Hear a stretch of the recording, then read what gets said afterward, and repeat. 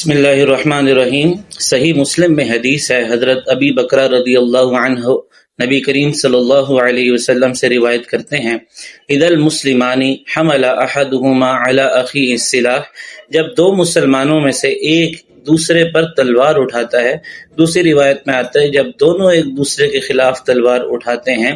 فہما علی جرف جہنم، تو وہ دونوں جہنم کے کنارے پر کھڑے ہو جاتے ہیں۔ فاذا قتل احدهما صاحبہ، جب ان میں سے کوئی ایک اپنے بھائی کو، اپنے ساتھی کو قتل کر دیتا ہے، دخلاها جمیعا، تو وہ دونوں جہنم میں داخل ہو جاتے ہیں۔ یہ حکم اس صورت میں ہے جب خانہ جنگی ہو، مسلمان ایک دوسرے کو